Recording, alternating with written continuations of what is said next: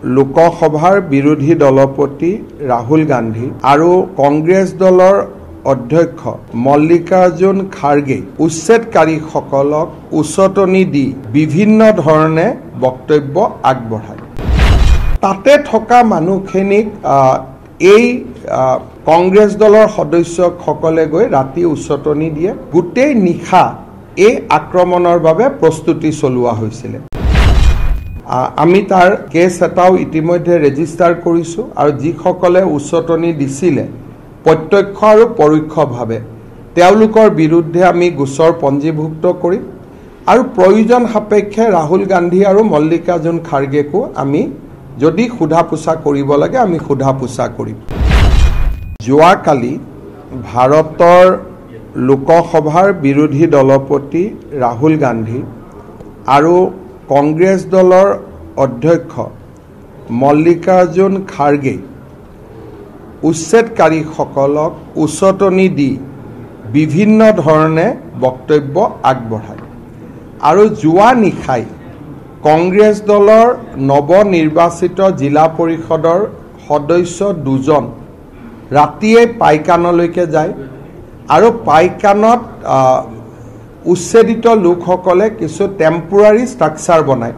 আপোনালোকে জানে যে গুৱাহাটী উচ্চ ন্যায়ালয়ে আমাক কৈছিলে যে তেওঁলোকক খোৱা পানী আদি দিব আৰু তেওঁলোকে কিছুদিন যদি টেম্পোৰাৰী ষ্ট্ৰাকচাৰত থাকিব খোজে তেওঁলোকক টেম্পোৰাৰী ষ্ট্ৰাকচাৰত থাকিব দিব।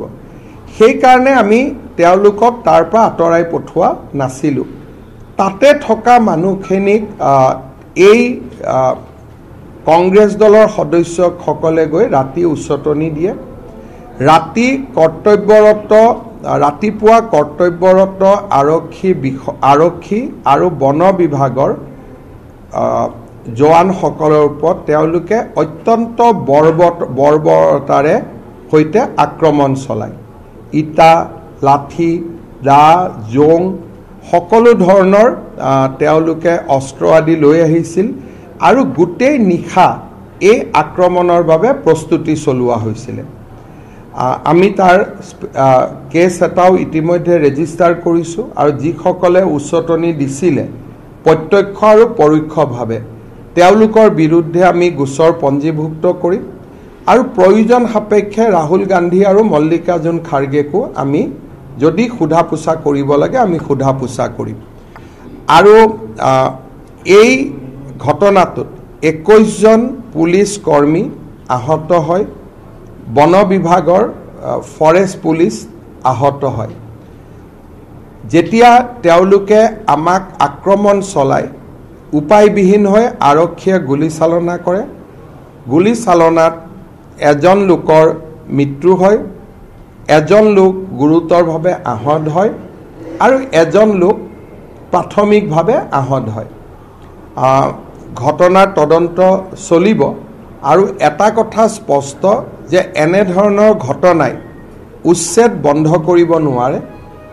আমাৰ পৰৱৰ্তী উচ্ছেদৰ বাবে উৰিয়াম ঘাটত ইতিমধ্যে ছাৰ্ভে আৰম্ভ হৈছে আৰু উৰিয়াম ঘাটত উচ্ছেদ কৰাৰ বাবে অসম চৰকাৰে ইতিমধ্যে যাৱতীয় কাম কাজ যিটো প্ৰক্ৰিয়া কৰিব লাগে সেই প্ৰক্ৰিয়া ইতিমধ্যে আৰম্ভ কৰিছে। অৰ্থাৎ এই ধৰণৰ প্ৰভোকেশ্যন বা ৰাহুল গান্ধীয়ে হওক বা কংগ্ৰেছ দলৰ যোনেই নহওক কিয় তেওঁলোকে যিয়েই নকওক কিয় অসমৰ বনাঞ্চল আৰু অসমৰ ডেমোগ্ৰাফিৰ পৰিৱৰ্তন এই দুইটা যিটো কুচক্ৰান্তত একচাম লোক নিজকে নিয়োজিত কৰিছে তেওঁলোকক আমি আইনৰ মাজেৰে যোগ্য প্ৰত্যুত্তৰ দিম। সেয়া এইখন চৰকাৰৰ বদ্ধ সংকল্প।